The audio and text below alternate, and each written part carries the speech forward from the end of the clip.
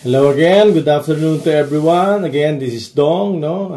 This afternoon, we will be discussing the issues na mga bumabalot sa recently yang sa mga flood control projects and of course those provisions under the Constitution saka sa Graft and Corrupt Practices Act na we should know actually this video is only intended for educational purposes and for the information of the public without however going through the details kung sino man yung mga personalidad or mga korporasyon na responsible dito sa aspetong ito Ngayon, siyempre may mga sa aspetong ito na andyan yung mga congressmen at mga senators na they're saying that they're involved in this anomalies and these irregularities as far as these flood control projects are concerned.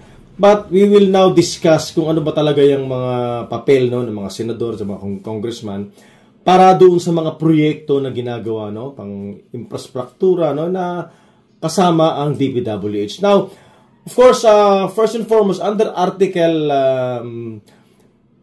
6 ng 1987 Constitution, particularly dito po tayo sa may Section 12, makikita po natin nakalagay dito, ipa-plus po natin sa screen yan, nakalagay dito, all members of the Senate and the House of Representatives shall, upon assumption of office, make a full disclosure of their financial and business interests.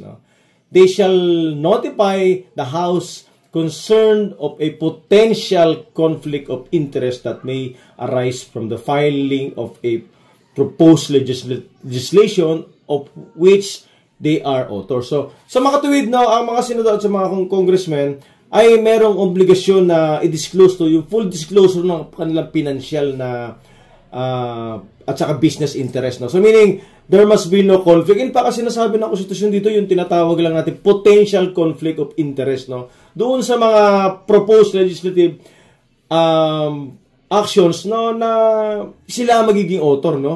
Kaya kung ikaw ay isang congressman or senador na ikaw ay nagpanukala, example, sa general appropriation natin na taon-taon, at sa iyong distrito, ikaw ay naglagay doon ng mga proyekto sa tinatawag natin niya sa mga flood control projects. So, dapat wala kang conflict of interest. Ibig sabihin nun, dapat you don't have any business whatsoever that might be a potential conflict doon sa pinapasok na mga proyekto. So, meaning, pag congressman ka, definitely, dapat na involved sa iyo na mga korporasyon mo na maaring maging isa sa mga tinatawag natin proponents doon sa mga biddings and then doon sa proyekto na papasukin ng iyong lugar at saka doon sa pinasa mong batas. So maliwanag po yun. Kailangan talagang walang interest kaya nga sinasabi nila na mga congressmen at mga senador may interest sa mga proyekto dapat yan masilip po yan at makita upang malaman kung talaga namang merong tinatawag natin potential conflict interest na sinasabi ng Konstitusyon And then, pagtitingin naman tayo sa may Section 14, ipa-plusin natin dyan, ng parehong provision sa legislative, Sinasabi rito, no senator or member of the House of Representatives may personally appear appear as counsel before any Court of Justice or before any electoral tribunal. Ito, okay na to. So, medyo skip natin na. So, papasok sa second sentence Neither shall he directly or indirectly be interested financially in any contract, with or in any franchise or special privilege granted by government or any subdivision, agency, or instrumentality thereof, including any government-owned or controlled corporation or its subsidiary during his term of office. He shall not intervene in any matters before any office of the government of his pecuniary benefit or where he may be called upon to act on account of his office. So meaning, dapat po ang mga congressman and senator should have there is no involvement in this franchise or businesses directly or indirectly, meaning in the event that there are projects yung mga tinatawag nating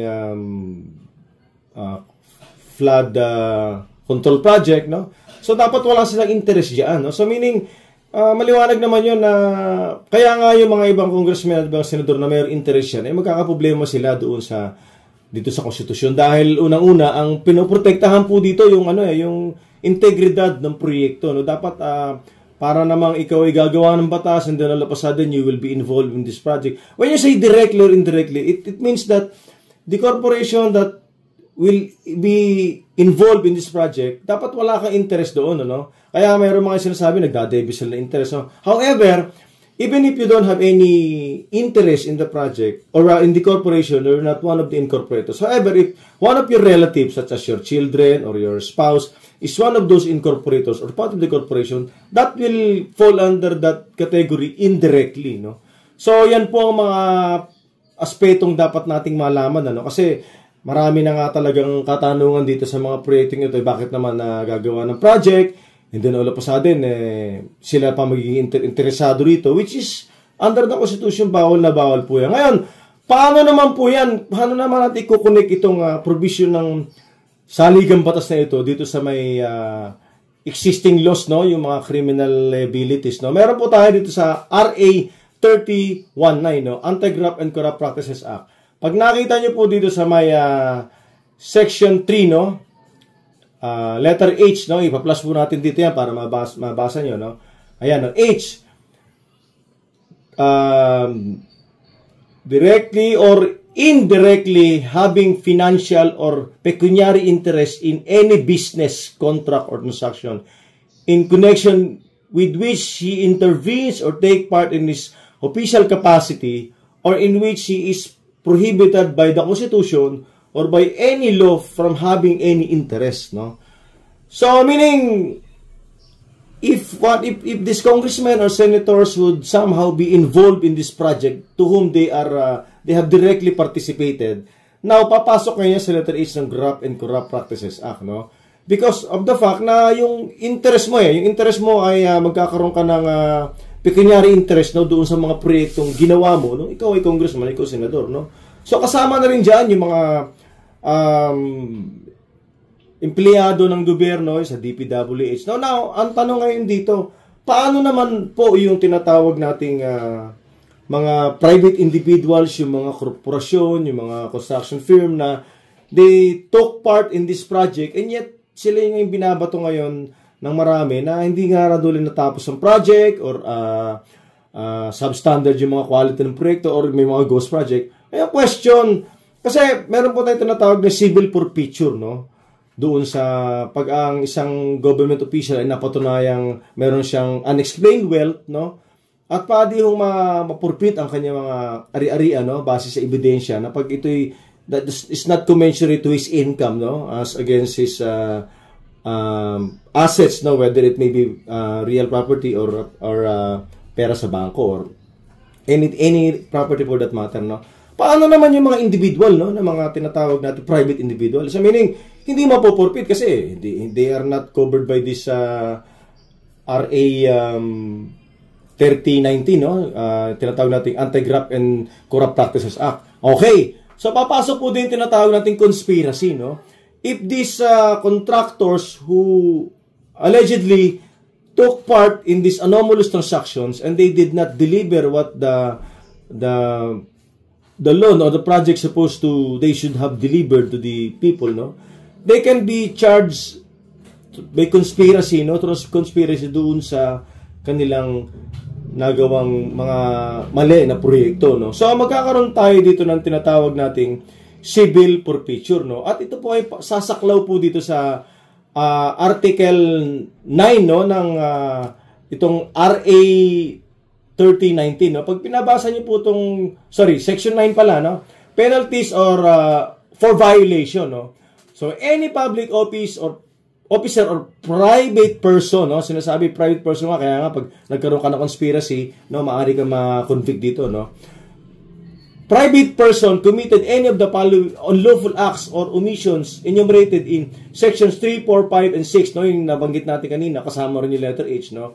Of this act shall be punished with imprisonment of not less than 1 year or more, not more than 10 years, no? Yan ang penalty, no?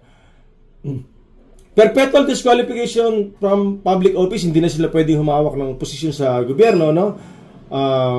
And confiscation of or forfeiture of in favor of the government of any prohibited interest and unexplained wealth manifestly out of proportion to his salary and other lawful income, no? So meaning, as I was saying earlier, no, the involvement of these private individuals, no, they cannot escape liability because in the event that they will be charged of violation of the Anti-Graft and Corrupt Practices Act, they are now somehow in conspiracy with those government employees who are guilty of this law, no?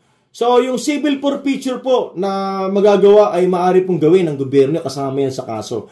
Kaya wag ho tayong magkaroon ng agam-agam na may mga nakinabang na mga kontraktor. Hindi naman natin sinasabi kung sino sila. Wala po tayong sinasabi rito. Pwedeng hong ma-forfeit ang mga properties nila, no? At itong forfeiture na to ay meron pong basihan sa ating batas, no? At sinabi nga po no sa expose, no, privilege speech ni Senator Lacson, hindi lang ho milyon, hindi lang ho bilyon ang pinag-uusapan. Ito ay trilyon po, no, na pag-usapan dito, no, na magawang proyekto at may mga ghost projects pa, no. Kaya ito po ang ating bagay na tutuunan ng pansin, no, at para malaman natin na ang mga proyektong ito ay dapat wala dapat talagang conflict of interest ang mga senador, mga congressman, o ibang government employees, no?